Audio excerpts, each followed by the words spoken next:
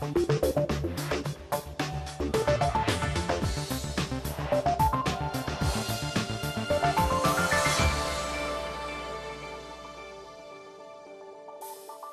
and welcome to the programme. I'm Nima Abuwardi, and this week we're alongside Dubai's bustling creek, where many of these dhows will be loading up with everything from car tyres to paint to energy drinks and heading off to Iran. Now, despite international sanctions, trade with the Islamic Republic is very lucrative for many countries in this region, and it's forcing some of them to reconsider their ties with Iran. We have a special report from Cairo. Also coming up this week, up in the air with the new recruits, how one flight school in Jordan is feeding the region's demand for thousands of new pilots.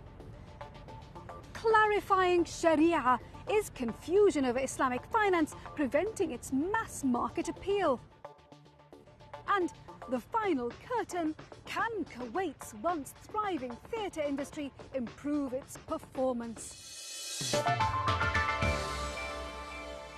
But first, could relations be thawing between two of the Middle East's long-time rivals?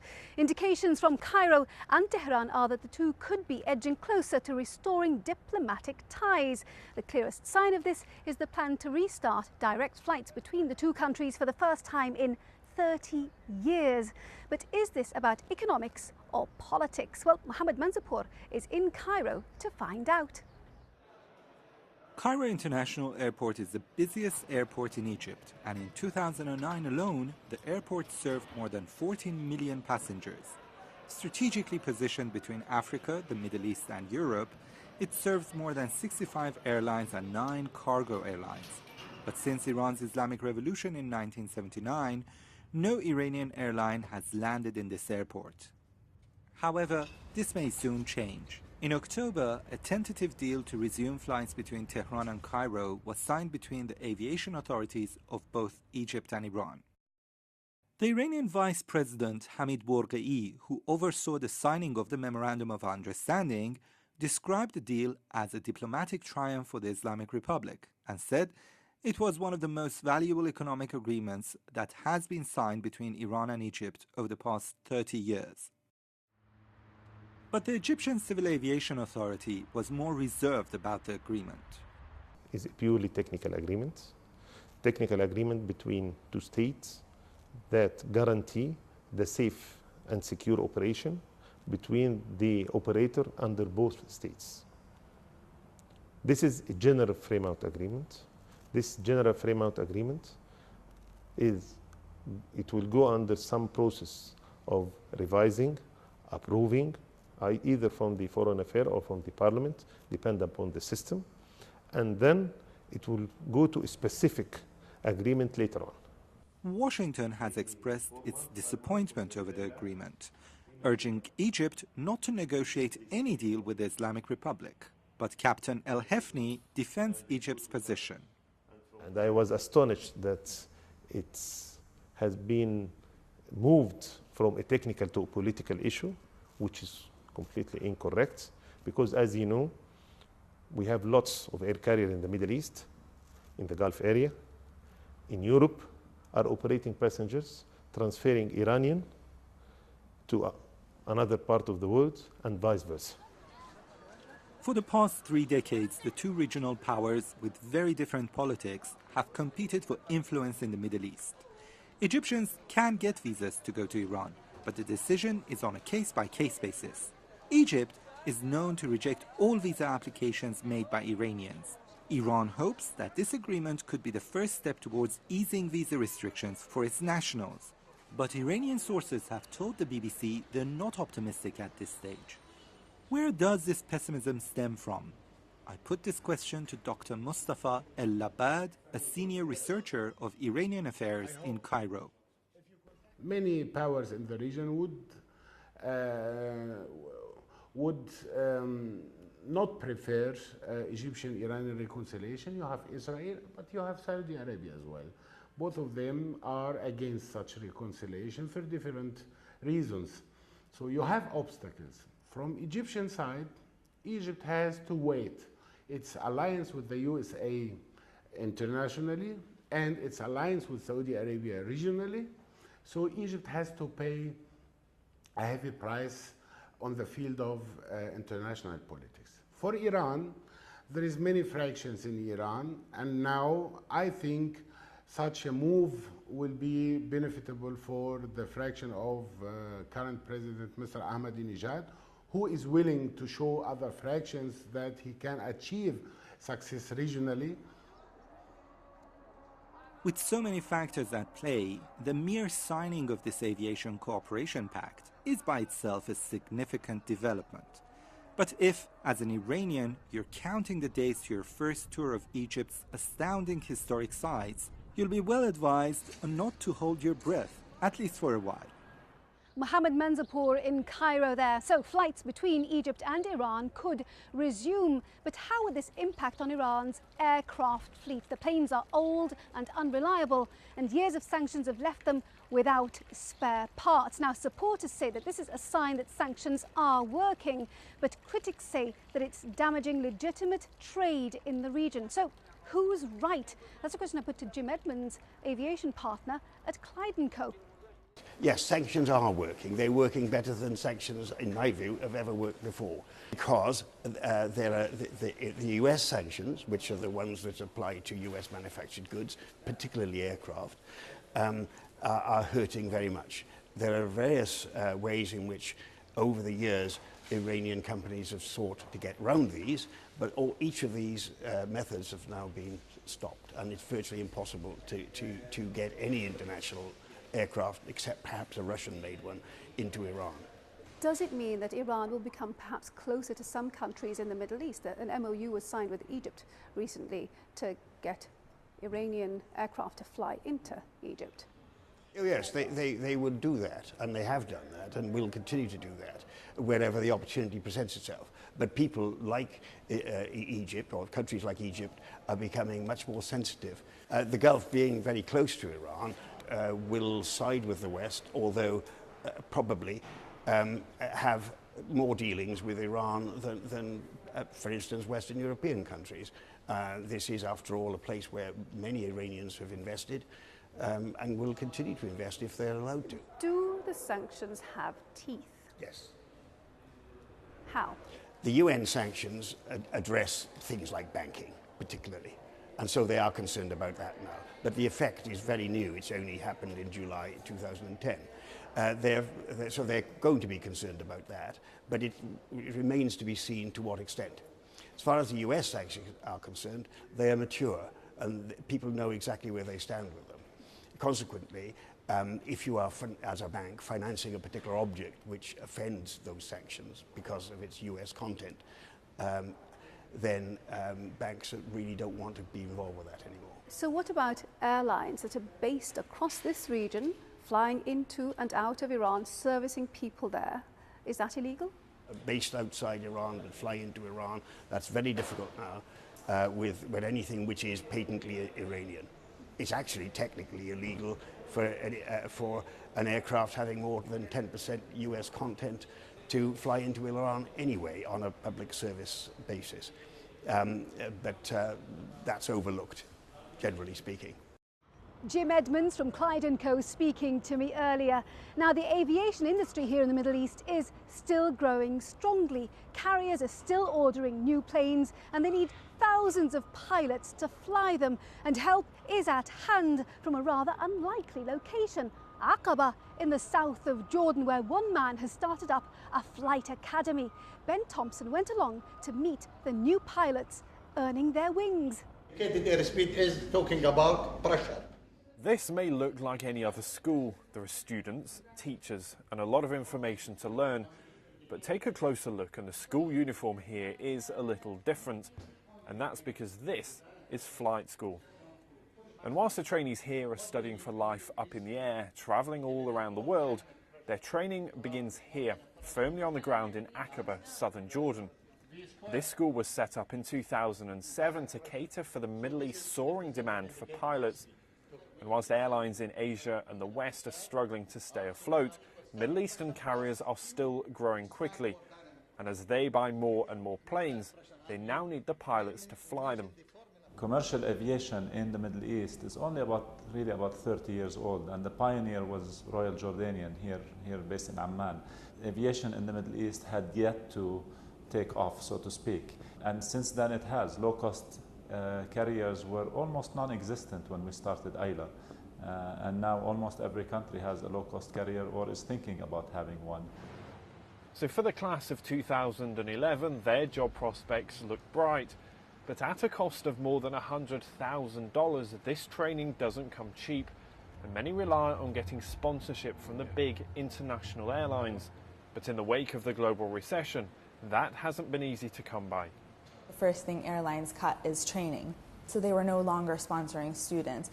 Airlines sent very few cadets, very few airlines sent cadets. We were mainly targeting self-sponsored students. Not everybody can afford flight training in difficult times. Banks weren't giving loans. So right now that's something that's been put on hold. But whilst cutting training budgets saves the airlines some much needed cash now, it could cost them much more in the longer term. Recruiting pilots who are already qualified is expensive, and in some cases it could mean that airlines are forced to keep their planes on the ground. They tend not to panic enough about it, I think. They should do more. If an airline comes to me today and says, I need these pilots trained, it's probably going to be 2 years before that pilot can even sit in the right-hand seat of an airplane. A lot changes in 2.5 years, and that's probably my biggest concerns, is airlines were so taken by the recession and were reacting to the recession as opposed to saying, no, let's continue planning ahead. And that's caused problems for students too. Without the support of the airlines, it means large costs up front with no guarantee of a job at the end. But that hasn't deterred these students. Paying a lot of money, but the comeback is more than this. It's just small money, that's it, but the comeback is going to be larger than that, you know. Especially the salaries and everything, it's like amazing. It is a risk, you know, because I have to pay my loan. But at the end, we all hope that with our achievements, our good grades, if we study well, I hope that that would put us apart from other pilots. But one thing that does help them stand out is a course on offer here. Aqaba might not be an obvious place to earn your wings, but it's the only one in the Middle East that offers a tougher, more rigorous European license. And that means students graduating here can work anywhere in the world. But as airlines in this region continue to grow, students here could find that their careers take off in the skies above the Middle East. Ben Thompson reporting from Aqaba in the south of Jordan there. Right, coming up after the break, we'll be treading the boards in Kuwait with the actors facing an uncertain future.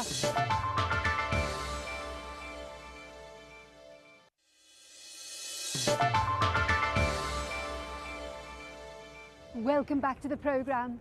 I'm Nima Abouardi. Now, demand for Islamic banking is on the rise, and it's not only Muslims who are interested, but part of what's holding it back is confusion over what Sharia compliant really means and whether only Muslims can benefit. So what can banks do to boost business? Well, that's a question I put to Sahel Sheikh, director at YouGov Siraj.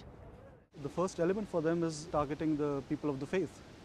I don't think they've done, you don't have enough Muslims who are banking with Islamic banks today. It's such a mix of conventional banks and Islamic banks. For a common Muslim, he says, well, this conventional bank has interest, and then it also has a Islamic window which is devoid of interest. How does this mechanism work? Now, other studies have indicated that there's a lack of trust, that there's a lack of transparency when it comes to the banking sector in this part of the world. In theory, Islamic banks could clean up. If you educate them right, if you use the right kind of language to explain to them what it is all about, the transparency will kind of flow in, what you are doing to ensure that the whole scenario is, devoid of unethical practices. People want to know how, if I get charged, there should be a rationale for it. They see, when they bank with any bank in the world, they see that, I'm being charged for X, Y, Z, fees, all these kinds of things. and there's a fine print there. Islamic Bank needs to come out of that fine print. They should be devoid of fine print. They should be very, very upfront with the consumer, saying that if you do this, this is a charge or whatever the fee that is levied. Otherwise, we all are, partners in the business that we are doing. So, do people expect more from an Islamic bank? There are, discrepancies in billings. There are charges being put onto the consumer. What the consumer is saying is, if you are an Islamic bank, you need to tell me that, okay, this is a charge. I will accept the charge if it is fair. There has to be fair play for the consumer. You cannot, take him for a ride.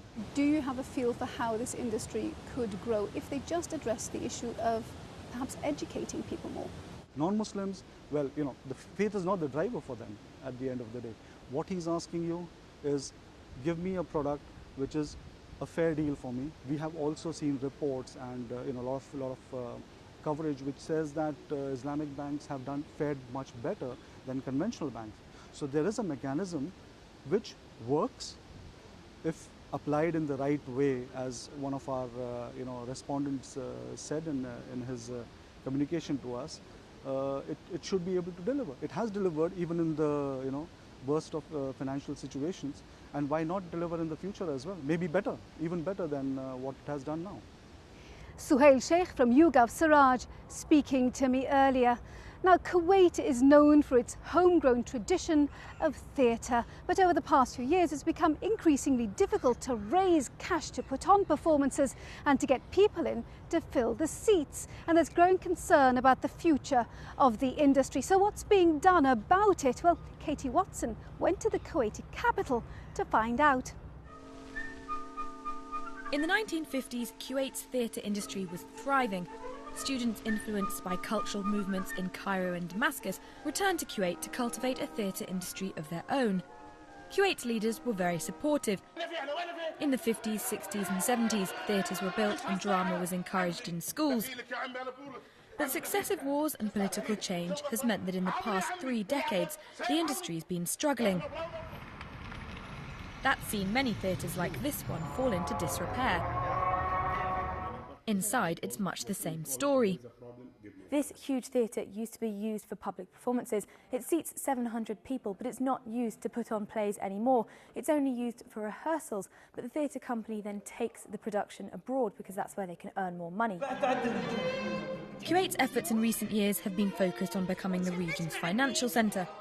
For playwrights like Suleiman, it's been hard trying to get government support for his work. On his last tour, he put on 55 international performances. Only 3 were in Kuwait.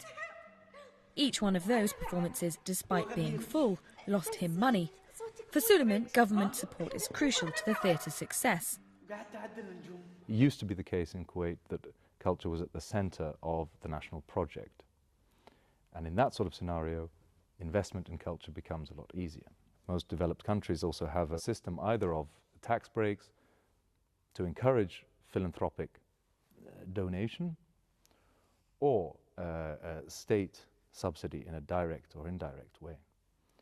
But if you, regardless of the financial aspects, it's about, I say again, it's about political will and social will. And those elements, if they're there, culture will flourish. There is successful commercial theatre in the country, but independent playwrights who write provocative works find it hard to get their plays on stage. A lot of people started moving to what is easy and profitable. There are plays here, but they're cheap productions, mainly comedies, that don't reflect the issues of Kuwaiti people. Once money is spent on the work, then you'll be able to sell tickets. When you look at shows on Broadway and in England, they're making money out of good plays from ticket sales. Tickets are about $150 to $200. That's a lot of money if you're able to get people interested in the play. Plus, there are other things you can do on the side, filming the plays, making T-shirts with stars on them, CDs with the play's music. Producers can easily make their money back if they spend well on the play. There are a lot of investments that can be made in theatre. يدور هذا المبلغ دوره في أنه هو يصرف على العمل. But attaining the heights of Broadway in London's West End is still a while off. Despite that, people in the industry aren't giving up. I want to improve myself by acting, and I want to face everything by acting. Because some people, if you give them dirty water, they will drink it. If there's nothing else in. But if you have clean water, whether dirty water, they will choose the clean. We are trying to introduce the clean art. So after that, they will like it. For the production team, it's an uphill struggle too. With most of the performances being taken outside Kuwait, what hope is there of change? It's a good time to be at the industry because I think there are a lot of people that are trying to get into it and they are trying to produce stuff. There is an opportunity now for people, they long to the olden days of Kuwait, the olden days of how it used to be, how the old golden age used to be in Kuwait, and it was fun. A return to the golden age of Kuwait's theatre would be welcomed by Suleiman and his team, but they're going to have to do a lot of convincing before they can fill up Kuwait's theatres once again. Katie Watson reporting from Kuwait there. Well, our time is very nearly up. I do hope you've enjoyed our programme. Before we go, let's see how the region's main markets finish the week. And remember, we'd love to hear from you. If you have any story ideas for us, then email us. The address is middleeastbiz@bbc.co.uk. Now, next week, we're looking back at the highlights of 2010. We're bringing you some of the flavour and colour of doing business in this part of the world. Until then, from me, Nima Abuwarde, and the rest of the team, thank you for watching. Bye-bye.